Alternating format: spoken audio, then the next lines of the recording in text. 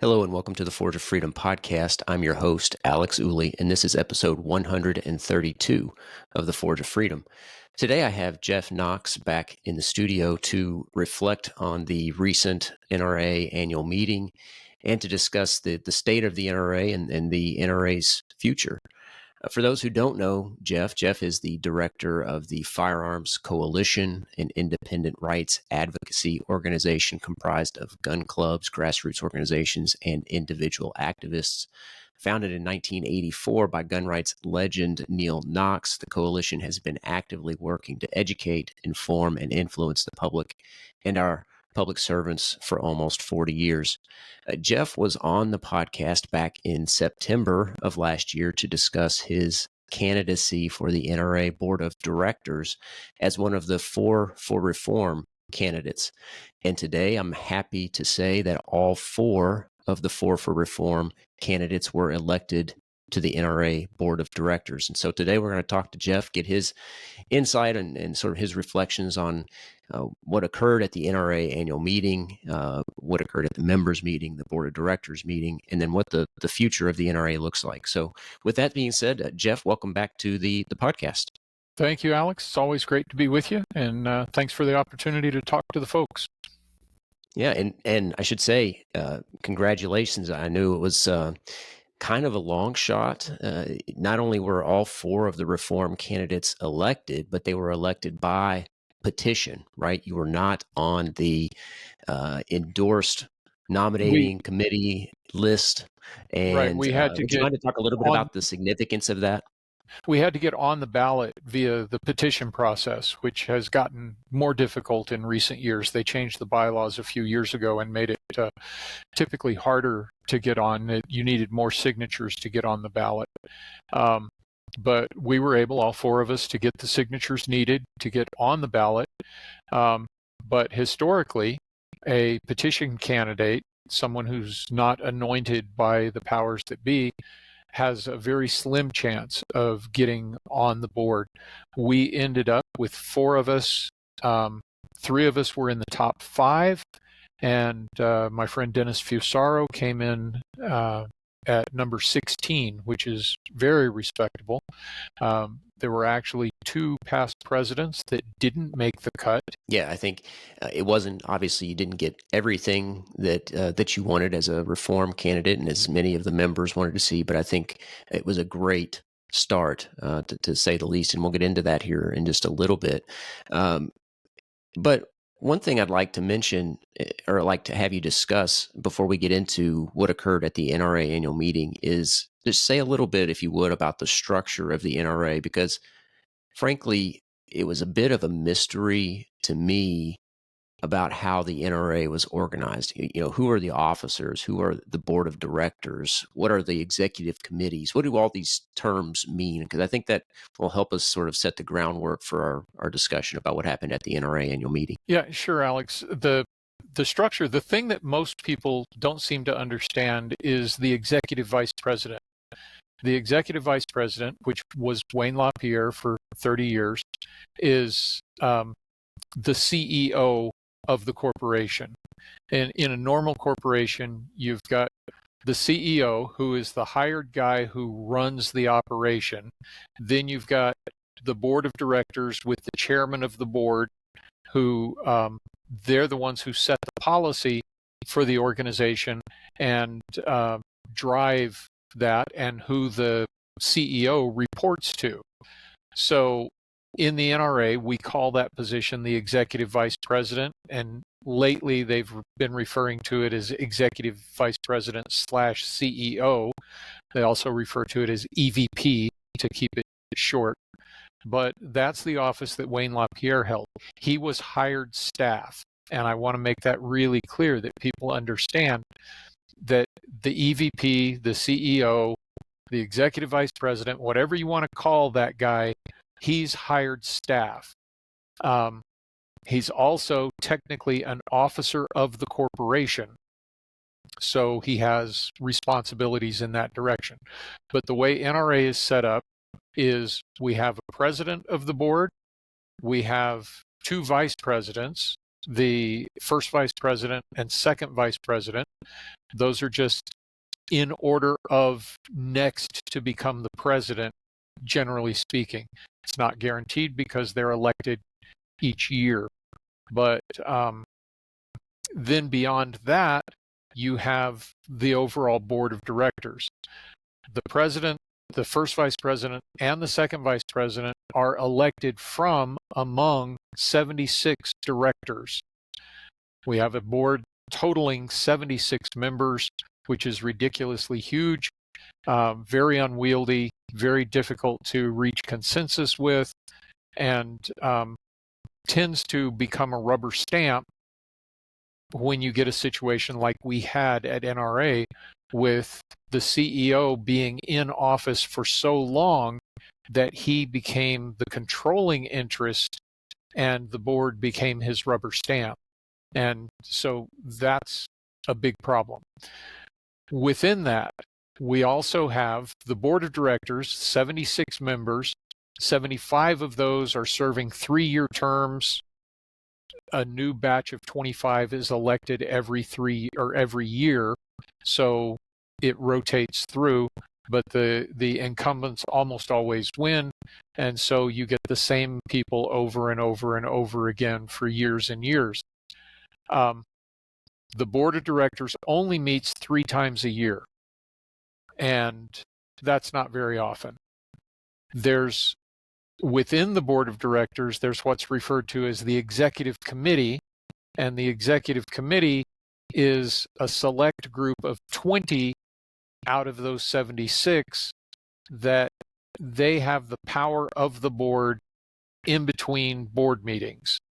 And they can meet electronically or they can meet in person, and they have almost all of the powers of the board of directors. And then in the long run, any big thing that they do has to be ratified by the board the next time they meet, if it's a really big deal. Does that kind of explain where you were going? Yeah, I think that's helpful for people who aren't familiar with how the NRA is organized. I think that it was sort of bizarre to me when I learned for the first time that the NRA had so many members on the board, 76. Mm-hmm. But as you said, that can be a bit unwieldy, and this executive committee sort of serves as in the board's place in between Right. the times when the board isn't meeting. So I think that helps conceptually give people a good idea about how the NRA operates at a high level. And so you, along with the other 4 for reform, of the 4 for reform candidates, were elected to this 76 member board. And I think that's a good segue to the NRA annual meeting, which of course took place the 16th, just a little over a couple of weeks ago, the 16th through the 19th, with the board meeting on Monday, the 20th. And that 76th director, in addition to the 4 for reform, is elected. Would you mind to talk about how that election for the 76th director works and who got elected to that position? Well, and that's another quirk of the NRA. We had 75 directors for a long time, and I'll put in that one of the reasons for having such a huge board is the idea that in all of these are elected at large. So every NRA life member or member who's been a member for at least 5 consecutive years is considered a voting member. I'm putting air quotes up there for the folks watching at home. But those voting members get a mail ballot once a year. On the ballot, there are usually about 30 candidates that were nominated by the nominating committee, and then there might be a few that were nominated by petition of the members. But one of the reasons that we have such a huge board, or the excuses for having such a huge board, is that you're always going to get celebrities and bigwigs that want to be on the board of directors, and the NRA kind of wants those names on our board of directors, but they're not worker bees. They don't do the work. They don't serve on committees. They don't participate in the work of the board for the most part, and most of them, a lot of them, don't even bother to go to meetings. And so the idea is that you have to have a big enough board that even when you load up with all of the celebrities and muckety mucks, you still have room for the worker bees who are actually doing the work. Personally, I would like to create a separate category, an honorary board or something like that, where you put those folks so that they have a place of honor to be, where they can raise money and speak for the NRA and be good ambassadors, but where they're not interfering with the operation of the board. Because too often what they end up being is just rubber stamps for the board or for the executive vice president or whoever is the power on the board, that these guys just tend to go along with them whenever they show up. But a few years ago to me, a long time ago, they came up with some quirk in New York law and said that the members have to have the right to elect somebody at the annual meeting. And so they created this 76th board member position, and that's a 1-year term. So we elect the 76th member every year, and every NRA member present gets a vote. There's a few minor exceptions, how long you've been a member and stuff, but it's if you've been a member for at least 50 days or something like that, you can vote on the 76th director position, and it's just a 1-year seat. This year, we had anticipated that either 3 or 4 of us were going to be down in the also ran category, that we didn't make the cut in the 25 or 26 seats that were being elected. And so those people who don't get elected in the mail-in ballot are the candidates for the ballot for the 76th director, and they're the ones who the members choose between in order to elect them. And this year we had a really kind of difficult situation, because all of the people down there, or almost all of the people down there in the also ran category that were candidates for the 76th director, were people who had been rejected by the members and weren't really ideal in our estimation. But there was a guy, Jim Wallace, out of Massachusetts. He runs the organization GOAL, Gun Owners Action League, and he's been a member of the board for a couple of years. He's worked with the people who were seeing that there were problems and wanted to fix them, and so we backed Jim, and he won that seat, and so he was able to remain on the board for another year. That's a long explanation for a fairly short, simple situation, but there you have it. I appreciate that explanation, because I didn't know the genesis of that little quirk about the 76th director, that it was due to a sort of a quirk in New York law. So that's interesting. I didn't know that. I'll add I believe there's good evidence now, looking back, that possibly that position was created specifically to be used in case of an emergency, that would allow the powers that be in a difficult situation to throw in an extra person if they really needed him. And when they did that, they did do that one time in particular, and that was in 1997 when they brought in Charlton Heston. And they suddenly declared that because Heston had received write-in votes during the mail ballot, that he was eligible for that 76th director position. So he was overwhelmingly elected at the members' meeting, and then they immediately nominated him to run for the position of first vice president, which was really unprecedented. And they ran him against my father. Dad was first vice president at the time. This was a way that they could bring in a big name celebrity to run against Neil Knox and boot him out of the chairs. And Heston actually won that vote, I believe, by 4 votes against Dad, and he became the first vice president of the NRA back in 1997. And that eventually turned out okay, but initially was pretty rocky. Yeah. Well, it's interesting. I didn't understand or know entirely that history there, especially with respect to the role of the 76th director. So that's I appreciate that history and that explanation. But the other thing I think that's important about this 76th director position is not only did 4 of the reform candidates, or all 4 of the reform candidates, get elected in the first 25, but Jim Wallace, as a reform candidate, or one of, at least not the candidate endorsed by the nominating committee, he won the 76th director, and by a fair margin, at least from what I recall. So that really, in my mind, set the tone for the member meeting and also for the board meeting on Monday. Would you agree with that? Absolutely. It sent a message, and it sent a pretty strong message.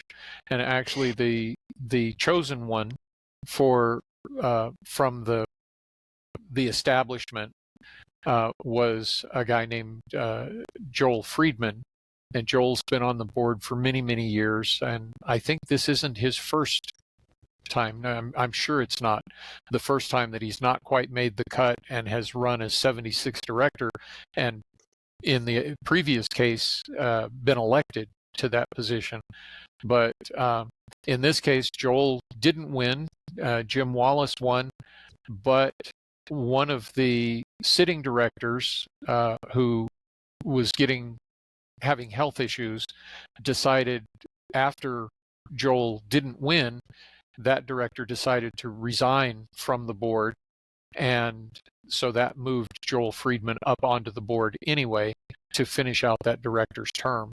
So we both ended up with an additional director on that, because an additional director present, because the director who resigned wasn't present in Dallas, and so wasn't going to be able to vote on the issues that were upcoming. So there was gamesmanship going on all along. Nevertheless, even though Friedman got a position on the board, the fact that he didn't get voted into that position by the membership, I think still sent that strong message that we were talking about, that people are interested in, and still this year, the percentage of members who voted was very low, but there was a strong showing, a strong voice through the vote for reform. So I think that was an encouraging signal. Right. Yeah. And we were very pleased all the way across the board. We're disappointed, and have been for many years, at the low turnout of NRA members who vote. We send out about 2 million, I think closer to 2.5 million ballots every year, and get back somewhere around 750,000. So you're talking maybe 5%, 4 or 5% that are voting.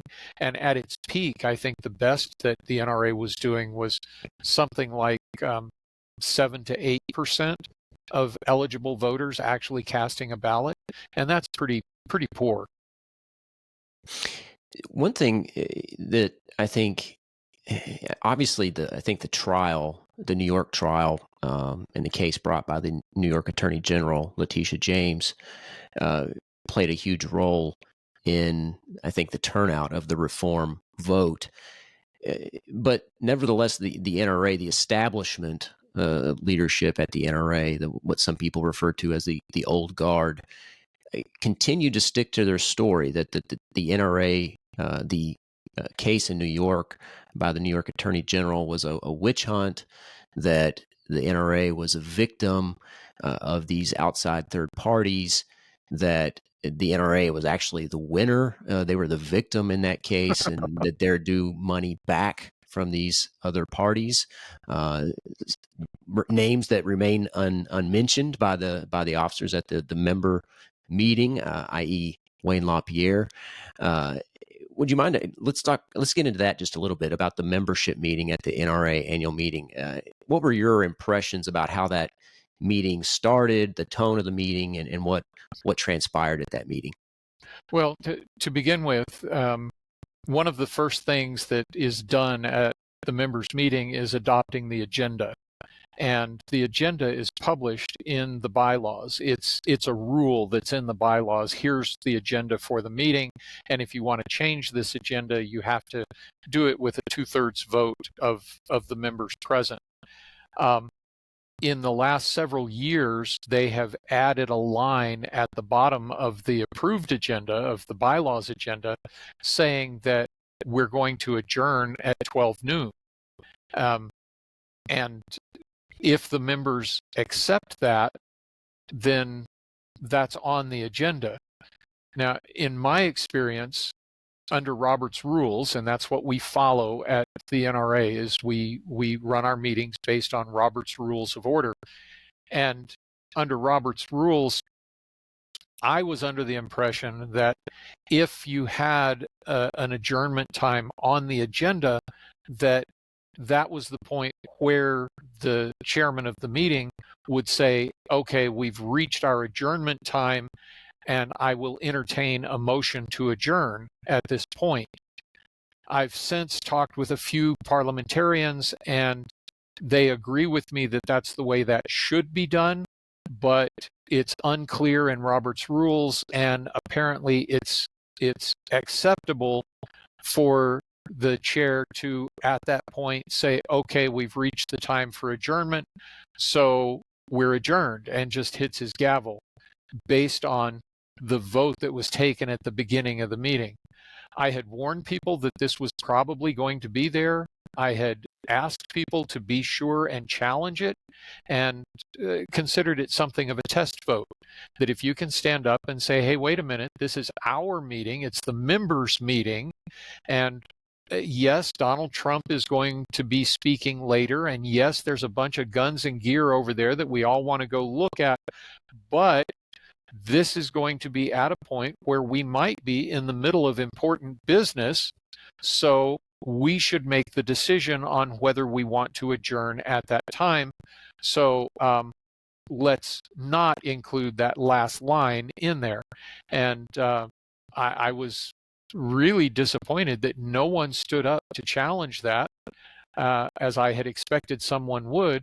And I was not in a position to get to a microphone to challenge it myself, and had sort of made an agreement with the leaders of the reform movement that I was going to try and keep low key during the meeting and not scare anybody off from the board of directors. The people who, there's a lot of people on the board of directors who see me as the enemy, and they don't want to be on my side on anything, and they will vote wrong when they know it's wrong just because I'm voting right. And that's a sad evaluation or estimation of where some of these members of the board of directors are in all of this. But that's, in my opinion, the reality of the situation. From there, we didn't get that vote. We didn't challenge that agenda. And from there, the powers that be began the delaying tactic to try and burn out the clock to get to that 12 o'clock mark so they could declare the meeting adjourned. And they were very effective at it. It started, though, the most important thing, I think, was when President Charles Cotton gave his address to the members. And the first thing that Mr. Cotton said was that we'd all been lied to, that the fact of the matter is that we were vindicated in the New York lawsuit, that the NRA itself was not found to have violated anything but was the victim of unscrupulous vendors and insiders, and that's as far as he goes in naming anyone, and that we were looking forward to proving what good governance we have during the second phase of the trial, which is coming up on July the 15th. I was stunned by Mr. Cotton making those claims. The first item on the jury's verdict sheet stated that the NRA failed to protect charitable assets. The NRA failed, not that some unscrupulous vendors or some unscrupulous insiders failed or took advantage. The jury verdict was the NRA failed to protect charitable assets. It later, in the jury verdict, noted several incidents of the NRA and the board of directors failing to follow their policy to catch the things that needed to be caught: conflicts of interest, insider dealing, and they had a job to do that. And again, I will point to Mr. Cotton, the past president, the president at that time, who was also chair of the audit committee, the committee that is assigned to dotting the I's, crossing the T's, and making sure that we're on the straight and narrow. Mr. Cotton, as I understand it, is a former CPA and is an attorney, and he abdicated his responsibility, in my opinion, in that regard. And I was just shocked that he would make that claim to the members, which I considered a bald-faced lie. Well, I agree with that characterization, and thankfully, I don't think the members, at least I think that this is evidenced by the way that the vote for board of directors turned out. I think the members weren't buying that story, and Right. of course, thankfully not, because as you know, the reform effort has been ongoing for many years, and it's good to finally see some traction Absolutely. being taken hold by the reformers. So, as you say, their tactic, the old guard, Charles Cotton and the interim executive vice president, Arula Nandam, I think I pronounced his name correctly, were sort of at the forefront of this stalling tactic of running out the clock, as you say. Mm-hmm. And they went through all these sort of ceremonial things, and some of which were nice, but it was all in an effort to get to noon without addressing anything important, without being held, their feet being held to the fire by the membership and attendance. And, Right. and there were a good number of members present. I don't know how many were present. Do you have any idea how many were there? No, I'm not a good estimator of that. I think that there were maybe 500, right? Maybe a little more. But the other tactic, the other single thing that they brought in, well, another unique thing about NRA members meetings is that resolutions are the only real place that members have a chance to express themselves in a members meeting. And NRA requires that all resolutions be submitted within a half hour of adoption of the agenda. So once the agenda is adopted at the top of the meeting, you have a half hour to submit your proposed resolution to the secretary. And then when we get to resolutions on the agenda, the secretary presents each resolution. And this year, he said, he started out by stating that they had organized the resolutions to kind of clump similar resolutions together. And that started with a couple of resolutions in support of Donald Trump and Greg Abbott. And I don't know why we need resolutions among the members in support of Donald Trump and Greg Abbott. And there are some that might object to that with Mr. Trump's record on firearms issues. But then the next one that they presented was a resolution of support by the members for the idea of moving the NRA from Virginia to Texas, our headquarters facilities and so forth. And that's a pretty easy slam dunk to do in Dallas, Texas, to say, hey, we want to move the NRA and all of its membership, the museum and all of that to Dallas, Texas. Well, but of course, the key question that needed to be asked, and some people, I was a little frustrated with this, that people were roundabout in the way they asked the question, but the question boiled down to, how are you going to pay for it? And how much money do we have in the bank right now to help us pay for that? And the answer to that is, we're not sure how we're going to pay for it, and we don't have any money in the bank right now to pay for such a move.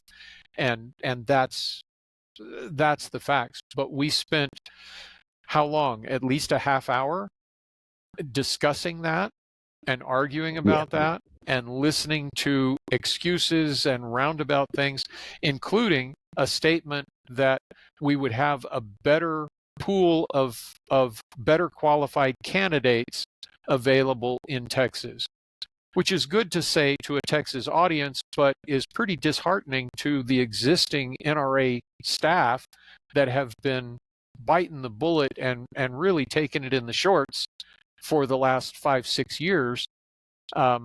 So I was very disappointed to hear Mr. Erlanandem Ding Dong say that, because that was very disrespectful to the staff.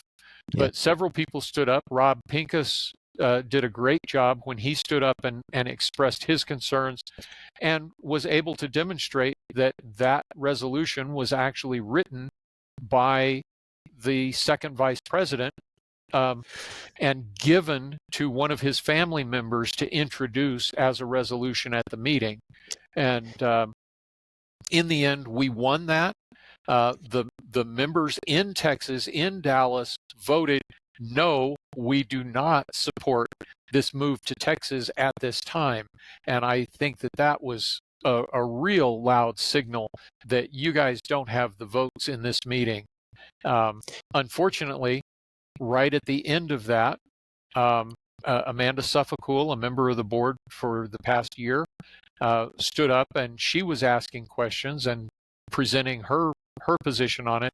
And Mr. Cotton was rather dismissive of her and disrespectful towards her, and that angered the crowd very much. And that was right before they took the vote. They took the vote.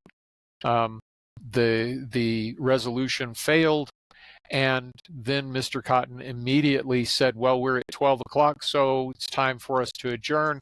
I leapt to the microphone and yelled, Mr. President, Mr. President, Mr. President. He kind of looked at me and he hit the gavel and said, we're dismissed. And there are some who have reported that I yelled some untoward things at that moment, and I want to clear the record. I did not.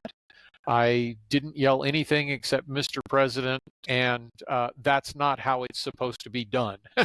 I said nothing else beyond that, and any other shouts that people might hear on the recording, those were not me. I didn't do it. It wasn't me. So. Well, what I recall, I didn't hear anything untoward from you. I was on the opposite side of the room, by the way. So okay. I think I still had a pretty clear understanding of what you said, and it was essentially what you just said. And then I think you mentioned that the members get to decide when to end the meeting. Right. I think maybe you added that at the end, but I didn't. I thought it was all very kosher, to say the least. But one interesting thing about the resolution with respect to the move to Texas, as you said, this was the last thing that was addressed at the meeting after they slow rolled a 2-hour meeting, by the way, and it took until the last 30 minutes to get to something finally substantive. So that tells you how the first 90 minutes really went. But when the vote was taken, they asked how many members here were in favor, and a number of people raised their hand, and then asked how many people are opposed, and a clear majority of the people were opposed. And nevertheless, Mr. Cotton said he couldn't tell who had won the vote. And everybody just sort of chuckled, like, are you serious? You've got to be kidding me. And I don't know what his strategy was there, if he had something in mind, but he sort of turned around to John Frazier, I think, to see if there was anything they could do to salvage the situation. What was your take on that detail there? I thought it was absolutely hilarious that Yeah. that he would suggest that it wasn't clear that this vote was overwhelming in opposition to the motion, and to turn to Secretary Frazier and see if he could get some help to drag it out a little longer, to try and maybe do a recount or something to try and get their way. But yeah, it was disingenuous, to say the least, and just kind of funny. Yeah. And one thing that bothered me, and I'm curious to know if it bothered anyone else, including you, is at the very beginning of the meeting, the officers walk out to music, almost like they're the starting lineup of the 96 Chicago Bulls or something, Right. celebrating them, in sort of pomp and circumstance there. And this is the members meeting, right? This is a meeting for the members, about the NRA. And they're sort of celebrating themselves right in the aftermath of the verdict in the trial in New York. So, what were your thoughts about that? Did that strike you in any particular way? Yeah, and it has for a number of years. Back in the day, they always introduced the dais, the people up on the stage, and it used to be pretty straightforward business, ladies and gentlemen, your president, your first vice president so and so, second vice president so and so, secretary so and so, treasurer so and so, and your executive vice president so and so. And back after 1977, when that was your executive vice president, Harlan Carter, people would go nuts. Harlan was a rock star at the NRA meetings. And when they would introduce your executive director of NRA Isla, Neil Knox, people would go nuts. But because Dad was also a rock star at that time. But it wasn't created. It wasn't generated. It was organic. And then in subsequent years, they started hanging big pictures of Wayne LaPierre and Chris Cox and whoever the president was at the time, and promoting them as celebrities. And the announcer who would introduce them, they would have the music, and they would have this big voice. In the radio business, we refer to them as golden pipes, the guys who, and now, ladies and gentlemen, your NRA president, Charles Cotton. And it's just such a farce. I'm sorry, but yeah, it strikes me as a little full of themselves. Yeah, exactly. To say, I think that's putting it lightly. They're sort of exalting themselves, like they have the throne of an organization that they have dominion and control over, and I think that just sort of defeats the tenor and the purpose of the NRA. It's a membership organization, and here we have people who are running it who think it's all about them, or so it seems. And I know that you read my work at Ammo Land and Firearms News. And I talk about NRA quite a bit. Over the past 20 years, I've been reporting on NRA events and whatnot. And anybody who's been paying very much attention, who notices the details, will see that I always talk about the members meeting. There's an apostrophe there. It's the members meeting. It's not a member meeting. It's the members meeting. They own it. It belongs to the members. And something else that nobody or very few people in that room had any notion or inkling of is that when we got to resolutions, the next resolution after the resolution to move to Texas that failed, the next resolution on the docket was almost certainly a resolution of no confidence in Charles Cotton. That's Interesting. the next resolution that we probably would have heard. I know because several people sent me resolutions asking my opinion, asking if they were couching them correctly, and so forth. Because in the past, we've had resolutions rejected without ever being introduced that that they said, well, we read this resolution from Jeff Knox and we've ruled it out of order. And that's it. So my resolution never even got heard. I didn't have any resolutions that I was introducing at this meeting, but several people had shown me resolutions that they wanted introduced, and they included no confidence in some of the leaders, no confidence in some of the committees of the board of directors, and a demand for a restructuring and changes at the NRA, as well as I believe there were a couple of resolutions regarding conflicts of interest and creating a much stronger conflict of interest policy regarding board members getting any kind of compensation from the NRA. And that's another thing that really needs clarification. A lot of people don't understand. Being a member of the NRA Board of Directors is a voluntary position. These are not paid positions at all. We do it on a volunteer basis, and it is problematic when any director of the association is making money off of the association. And so we have very strict conflict of interest policies, but there was a resolution I know that would have made those restrictions even stricter and forbid it almost completely, that neither I nor my brother nor my wife nor my grandson could make money off of the NRA while I am serving as a member of the board of directors. I actually talked about this with my wife in advance of my run, that what if I were elected?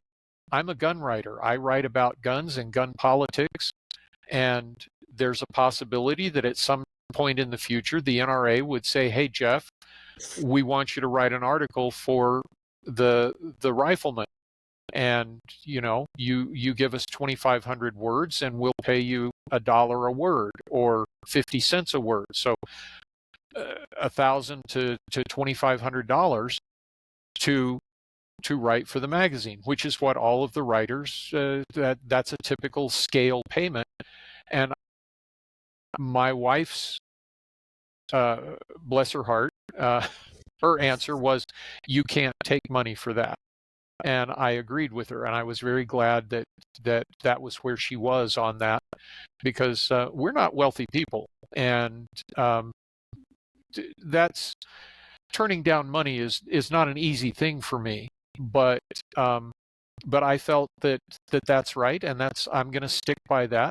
And if at some point one of the NRA magazines wants to publish one of my stories, they will do that for free, and I'll get some exposure out of it, a bigger audience, but I'm not going to take money for that. Well, I certainly hope that more of the people on the board take that approach, because that's certainly been a large component of the problem in the corruption at the NRA. And speaking of that, I will link, of course, in the show notes to your work at AmmoLand. I'll link to your author page there so that people can find your work. You have an article out, looks like just yesterday, "A New Day Dawns at the NRA. Are Reform Efforts Paying dividends. And I'll let you talk about that here just momentarily. But the other thing I want to put up here on the screen just briefly, this is from Only Guns and Money. John Richardson, he has been covering a lot of the goings on at the NRA for quite some time and doing a great job of it. But this Absolutely. is the article he wrote after the jury verdict up there. And of course, this cuts completely against the story put forth by Charles Cotton at the members' meeting. And you can see here, this is a sort of a summary of what the jury determined in that case, that the NRA here, as you see, failed to administer charitable assets. EPTL, yes. Okay. Various related party transactions, yes. Failed to adopt whistleblower policy and so on. Yes, yes, yes, yes. All these things that the NRA itself did wrong. And then it goes on to the more individual allegations: Wayne LaPierre, Wilson Phillips, John Frazier, etc. So I think clearly the characterization that what Charles Cotton was telling, the story he was telling at the members meeting was a lie. Mm-hmm.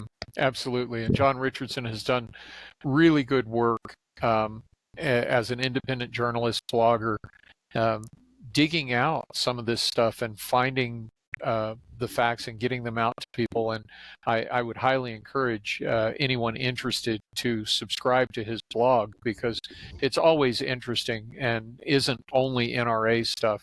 John actually just left for a big hunting trip in Africa that he's been looking forward to for years and years, and he saved his pennies and is off on that adventure, and I'm really happy for him on that. But yeah, it's a good place for people to get information about what's going on inside the industry and politically.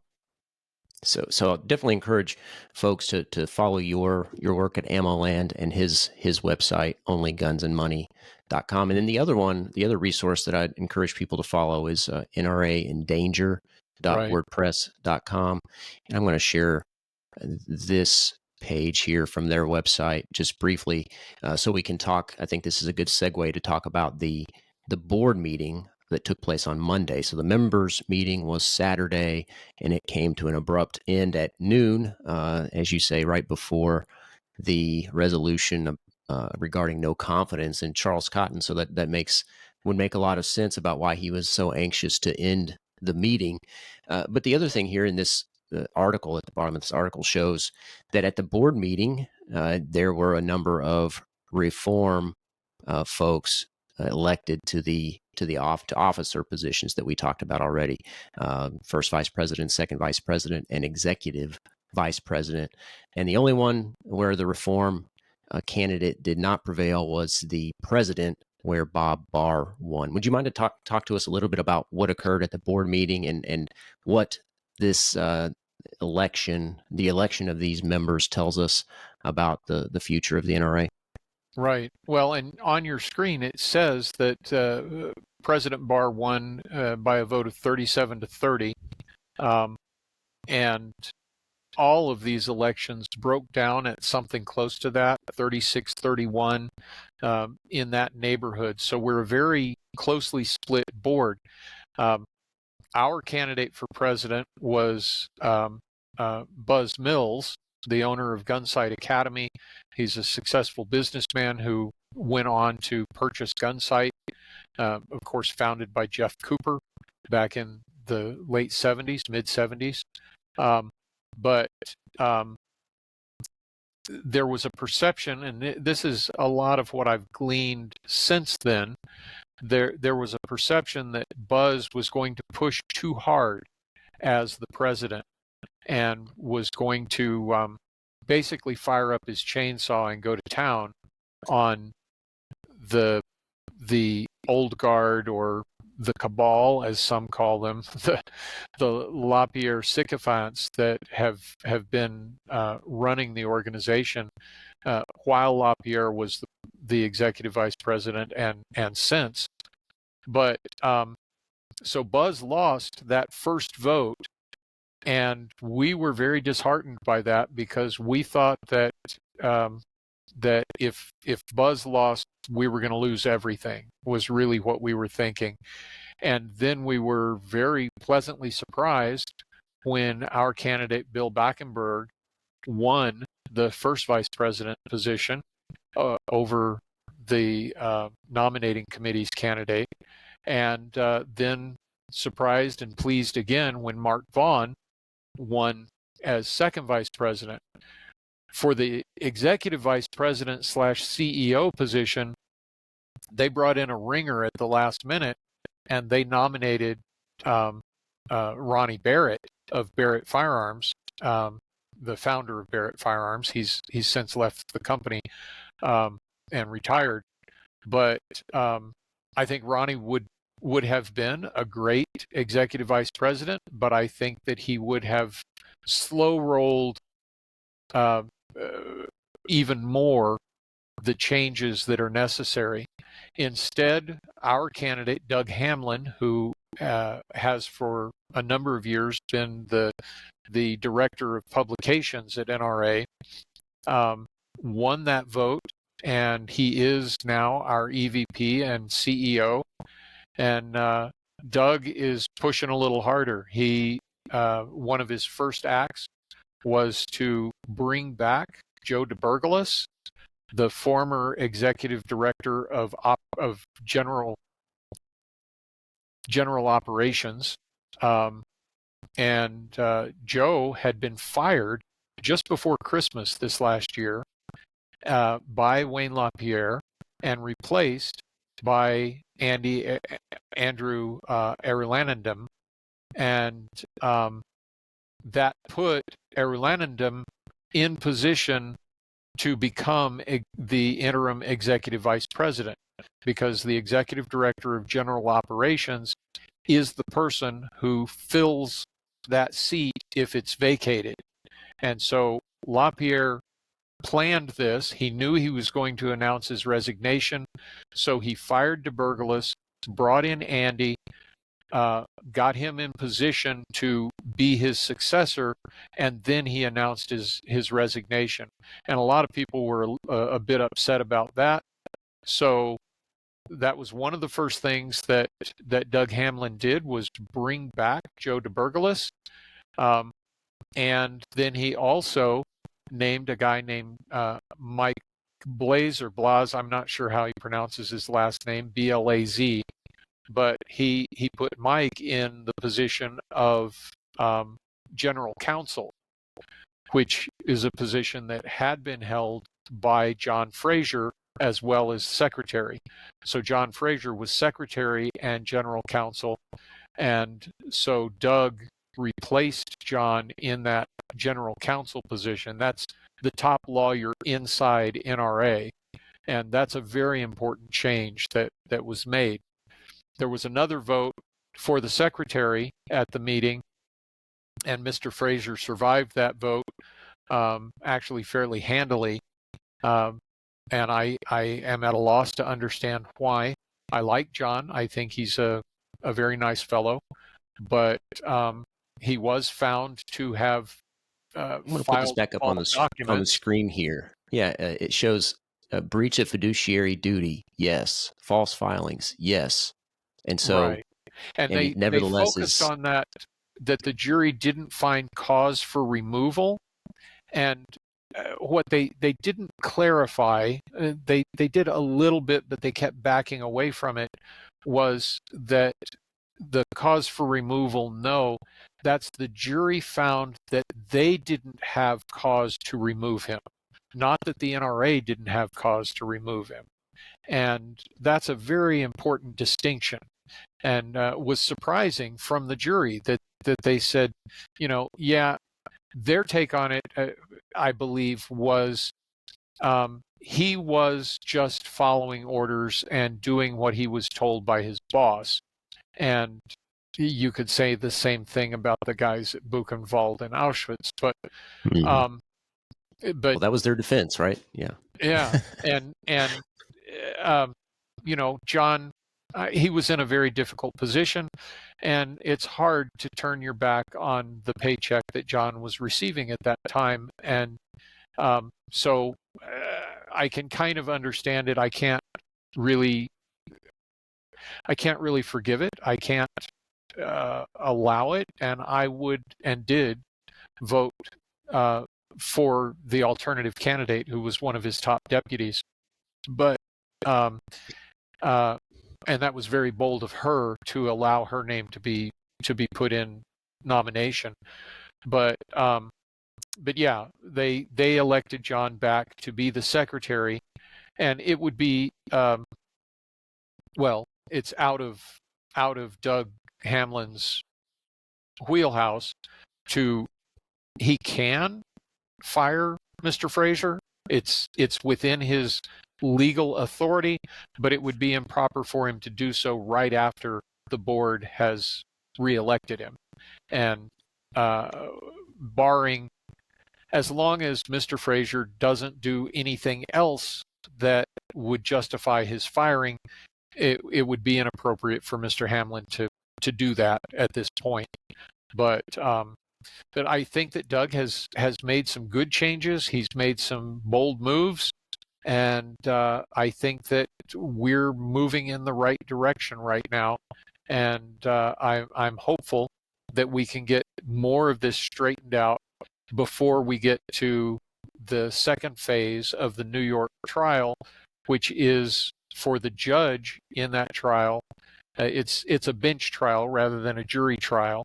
And what it is a follow-on to those items that John Richardson listed of where NRA was found at fault, and that is that the judge now will hear arguments from the NRA and from the Attorney General as to what needs to change inside NRA to make sure that what happened gets corrected and can never happen again.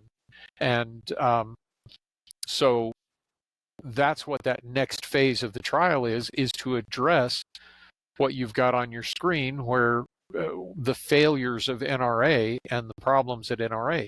And absolutely, we've put in additional policies and so forth, but the big issue, and what was a prime issue in that directors meeting in Dallas, was, can we claim that these new policies and new ways of doing business really change anything if the same old people are in charge and in control of all of that?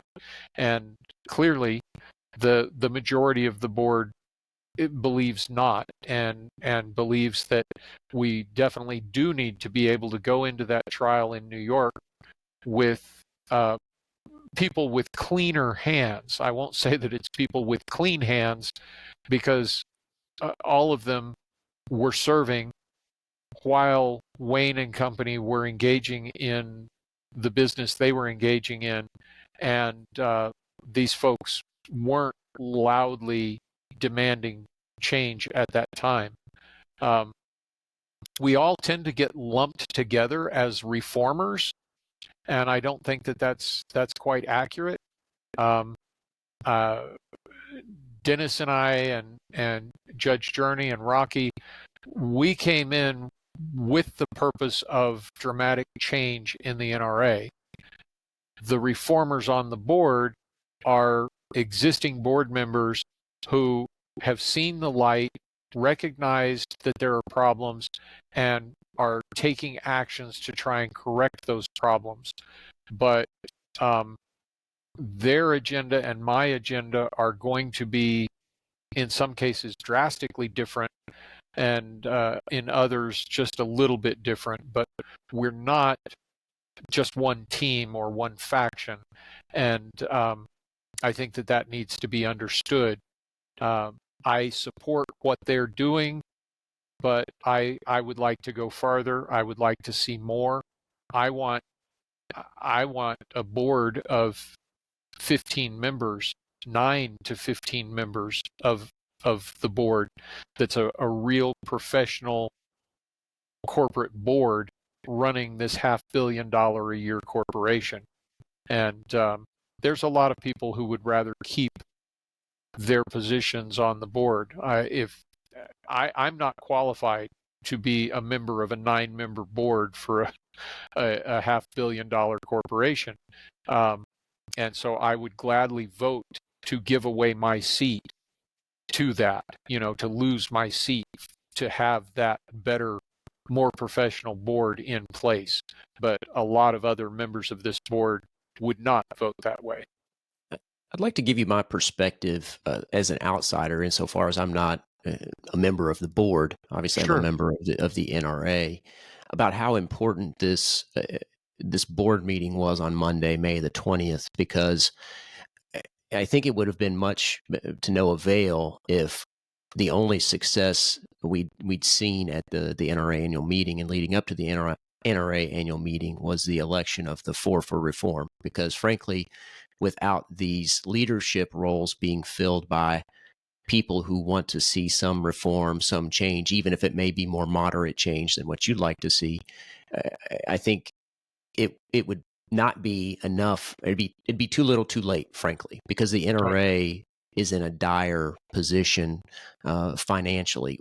Would you mind to say a little bit about that? And I think this is why at least I, and I think a number of other folks, were a little bit on pins and needles, so to speak, on Monday, because there was some hope when the board decided not to go into executive session, to leave the meeting open so that we could know what was going on. That was a refreshing change. But then when we saw that Buzz Mills lost the first leadership role, we were sort of disheartened. But then the tides changed again, and there, those other roles were filled by more reform-minded folks. Would you mind to talk a little bit about why that's so important to the future of the NRA, because of the dire position that the NRA is in? Well, absolutely. The biggest thing is going into that trial with the same people in charge. I think would have just been disastrous. The upside of that would be that I think that there would have been more dramatic action from the judge, but I'd prefer not to leave our future in the hands of a New York judge, even though Judge Cohen has been extremely reasonable, and I think that he's just been awesome in this entire case. He's been very fair and thoughtful and considerate, and seems to be truly concerned about the members and little concern about anybody else. It's the members' organization, and I think he recognizes that. But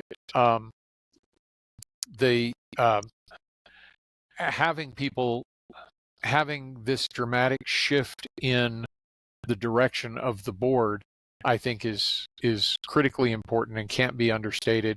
At this point, I'm hopeful, and I'm actually encouraging people for the first time in a long time to rejoin the NRA, to make a special donation, help us to get back on our feet and get going.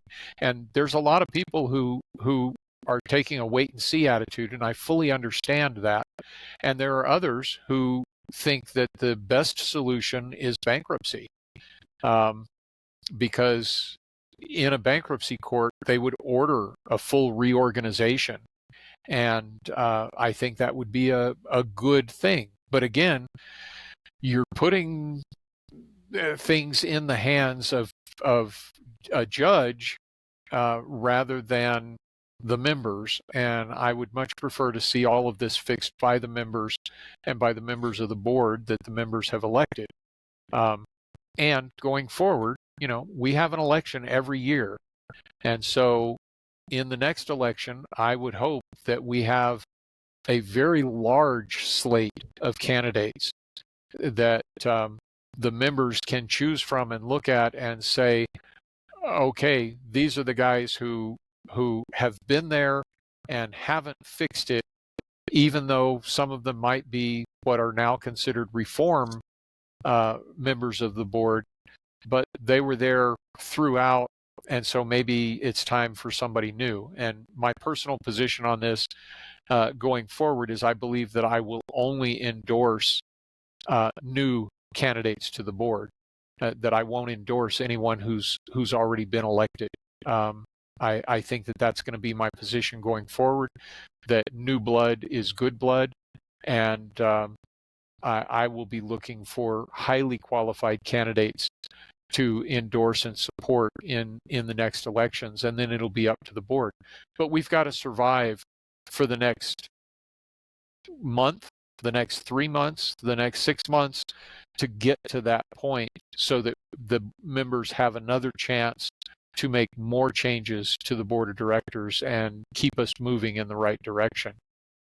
Well, based on the way that the votes among the board for these leadership roles turned out, there was the 37-30 in favor of Barr over Mills, but then that basically reversed for the remaining roles. I mean, that tells me to some extent there are at least a number of maybe latent reform-minded folks on the board who may not have felt comfortable expressing their views over the last several years, but now that the tides have shifted, now's the time to sort of speak out and have a voice, because Wayne LaPierre's gone, and now there's these new four for reform. We're all elected, et cetera. So I see that there was some benefit to having those, what I call, I don't know if it's the best term for it, latent reform minded board members. But at the same time, I understand the position that it's good to have new blood. So that's an interesting question. But I think part of it would depend, in my mind, on how those maybe latent reform minded board members proceed from here forward. Right. And you're always going to have, everything's on a spectrum. And so you're going to have the hardcore old guard that if Knox is for it, I'm against it attitude. You've got the fence sitters in the middle, and then you've got the hardcore reformers like me. And between me and the fence sitters, there's a group of board members that see a need for change, but that recognition of a need for change again runs on a spectrum, and they'll drag some of those fence sitters off the fence onto their side, and some of the people that are already on their side are on their side, but they're slow walking it, they're dragging their feet. And so we're pushing, and I have to be careful, and I'm always probably pushing too hard for some people's taste, but I think we desperately need stronger action and more action, while others are like, oh, let's not go too far too fast. I'm saying you're not going far enough, you're not going fast enough. We're in a fight for our life here. And the more frustrating thing is the people on the outside that often I get categorized in with, that are so mad at the NRA that they want to see it just burn down. They say there's no way to restore it, there's no way to save it, and they don't want to see it saved. But they're missing a really critical point, in that everything that we have as gun owners today has a foundation built by the NRA. And that, of course, is a bit of hyperbole. You can't say everything all the time, but so much of what we have, our culture as a gun fraternity, is built on the NRA. The successes that various other groups have had in the litigation front is built on a foundation that was laid by the NRA over decades. The culture that we share is more than any other group can come anywhere close to. And you add in that at our peak we had close to 6 million members, and we're generating close to $400 million a year in revenue. That's almost $500 million. And no other organization, all of the other organizations combined can't get to maybe a tenth of that. So people don't seem to grasp that we're a different animal. The NRA is a totally different animal, a totally different ball game than what the other guys are playing in. Yeah, they're doing some great work. I'm a member of most of those other organizations, and I support what they're doing, and I praise them for it. But they're standing on the shoulders of the NRA in order to accomplish what they're accomplishing. I think that I agree with that, certainly. And I think that the NRA still has a role to play. And as you said, I think I've been certainly telling people not to, I'd be hesitant to contribute to the NRA when most of the funds are going to Wayne LaPierre's attorneys and the NRA's attorneys. But I think that there's been enough change and there's enough hope now that it's a good time for people to get back in. And Phil Journey called this, I listened to his interview with Stephen Gutowski from The Reload, who also does an excellent job covering what's going on at the NRA. But he called it a bridge donation, just basically a little bit of liquidity to let the new reform efforts try to prove themselves, right? And to try to cross that threshold, hopefully with the second phase of the trial in July, to say that we've got this under control, that our members spoke loudly, they elected these reform folks, we've got new leadership.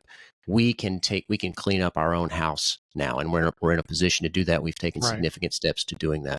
And I hope that people contribute to that effort.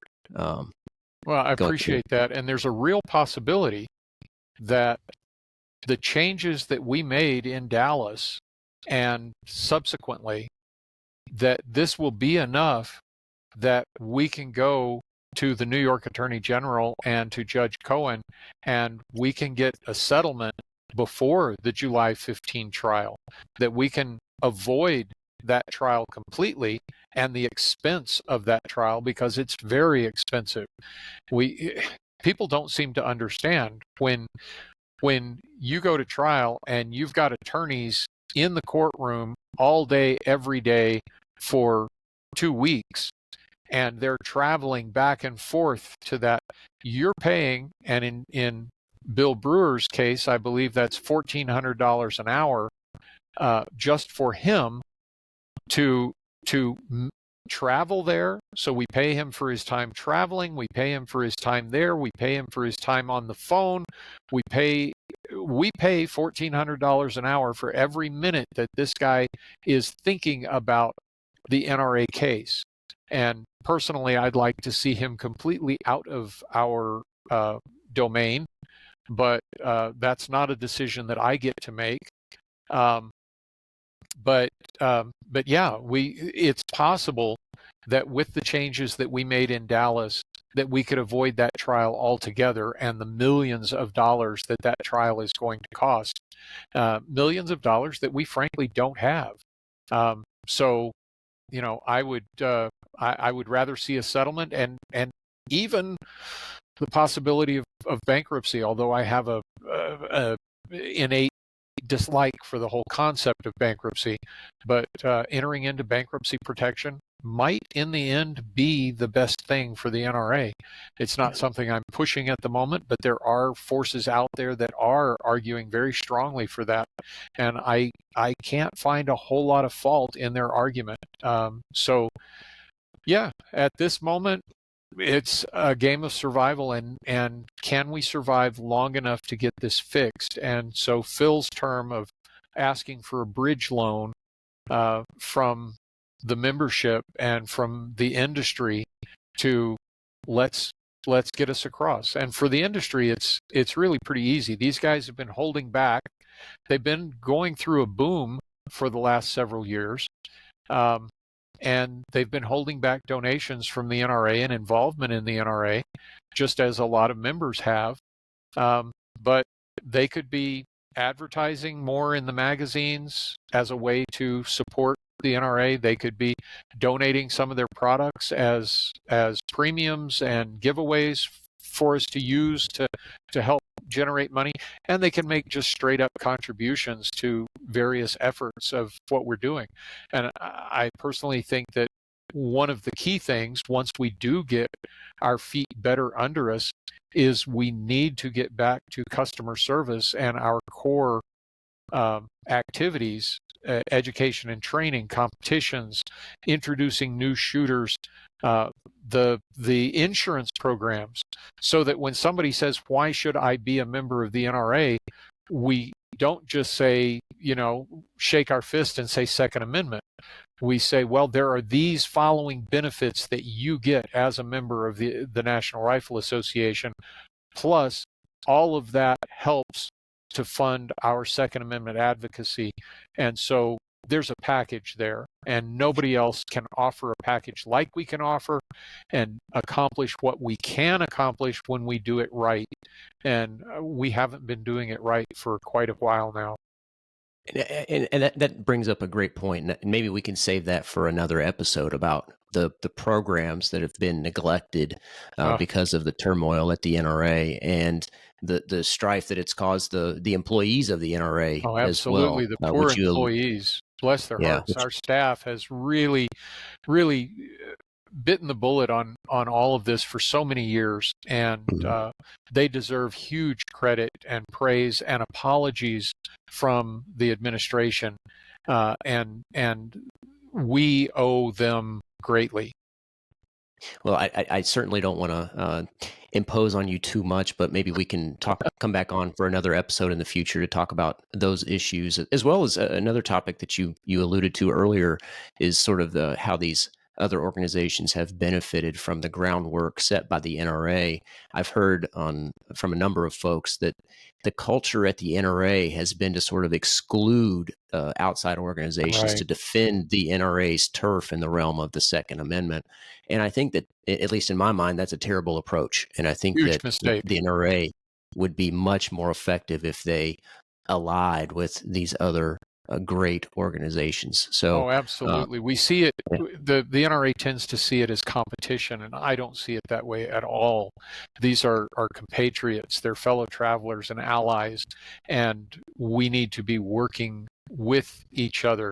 And of course, we don't always have to agree. And if you read several weeks ago, I wrote an article where I talked about iron sharpening iron, and argument, disagreement, questioning, challenging, pushing each other is important, and we need a culture of that in the NRA board of directors, and we need a culture of that in the gun community at large and between organizations where we're working, polishing each other, sharpening each other, making sure that we're moving in the right direction and helping each other get there. And that's what I'd love to see. Yeah. Because let's face it, the NRA is not about just maintaining the NRA for the NRA's sake. It's about protecting individual liberty, and Absolutely. the NRA is most effective at doing that if they ally, as I said, with these other organizations toward that goal. Their own state associations as well. The NRA tends to be very top down, telling the state associations what we're going to do in your state, and that, in my opinion, is completely backwards. We need to be going to the state associations and saying, how can we help you achieve your goals in your state? And we need to see more of that, starting with the way we grade politicians. The NRA shouldn't have a group of people up in headquarters saying, okay, we're going to give Alex Ooley an A+, when the state, and not even ask the state association, when the state association should be saying, hey, we know that Alex Ooley, who's running for Congress, looks like a really good candidate, but here's what he said and did when he was a city councilman or a state legislator, and we don't think he deserves an A. We need to get that conversation going from the bottom up more than the top down. I think that's really critical. Right. And I hope that enough people hear your message, hear the reform message, and are willing to come back to the NRA with some of their hard-earned dollars, at least to see through some of these reform efforts. And let me interrupt you, Alex, because right there, don't ever stop pushing us, the board of directors. If you're going to make a special contribution, even if it's just, a $20 bill that you send to headquarters, send with that a letter to the board of directors saying, okay, I'm giving an extra $20 because you guys have started heading in the right direction, and I will continue if you push harder in that direction. Lobby us like you would lobby your congressman. Keep pushing. It's easy to reach me. It's not that easy to reach the other members of the board, some of them. And so you have to push, you have to reach. NRA BOD at nrahq.org. NRA Board of Directors at nrahq.org. Be sure and include your member name and number so that we know that you're an NRA member. But push us, tell us about it, and tell us what you want to see and how you want to see it done. And hopefully more of us will start listening.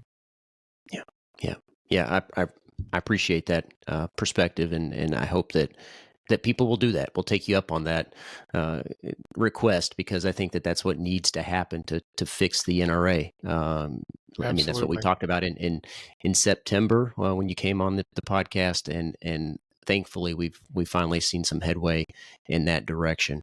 And we've talked about a range of possible outcomes with respect to the second part of the trial in July. Obviously, none of us can predict what's going to happen with absolute certainty, but hopefully the NRA is in a position now to clean up its own house so that a New York judge doesn't have to. Right. Yeah. And again, where I differ from a lot of my compatriots is, even if we do reach a settlement or have a good experience in the New York court, I would like to see a requirement that we first off, that we present a roadmap for our future. This is the direction that we're going to go, and that there be some sort of requirement that we report back to the judge or a designated person to show that we are on that track and that we are continuing on that path for at least the next couple of years, to hold us accountable legally, along with holding us accountable by our membership. I think that we need that. We need that outside cattle prod along the way. And a lot of my reform compatriots disagree with me on that, but that's my position, and I'm sticking to it. Well, Jeff, I really appreciate you joining the podcast with me today to give some folks some insight about what happened at the NRA annual meeting and what some of the possibilities are going forward. We already mentioned your AmmoLand page and the writing that you do there, along with some other resources, which of course I'll link to in the show notes. Is there anything else you'd like to point out to folks, ways they can reach you or resources they should follow? Well, of course, there's my website at firearmscoalition.org. Firearms Coalition, all one word, .org. I post most of my articles eventually there. I'm way behind because I maintain my own website and I'm not very good at it. But yeah, folks can visit there, and you can email me through there. You can subscribe to my newsletter there and get more information that way. And I encourage people to do it. Let me know what you think. If you agree with me, if you disagree with me, I'm easy to find. I'm on Facebook and Instagram and X. So come out and find me and ask me tough questions. I'm more than happy to give you my opinion. All right. Well, thanks again, Jeff, for joining the podcast. I really appreciate you taking the time to join me this afternoon. My pleasure, Alex. Thanks for letting me have the opportunity to speak to the people. All right. Well, I hope everyone, hope you enjoyed hearing from Jeff Knox there, firearmscoalition.org. As he mentioned, you can find him there. You can find him at AmmoLand, which I'll link to in the show notes as well, along with the resources that we mentioned throughout the episode. And I hope if you are an NRA member that you'll consider starting to contribute again if you haven't been for the last few years, which understandably you would not have been. Until next time, everybody, I hope you'll like and subscribe to help us spread the message of freedom. And as always, remember, you are the Forge of Freedom. Thanks for listening to this episode of Forge of Freedom. Be sure to subscribe wherever you heard this podcast so you never miss a future episode. For more information or to connect with Alex, you can go to forgeoffreedom.com or follow him on Twitter at Forge of Freedom. Until next time, remember, you are the Forge of Freedom.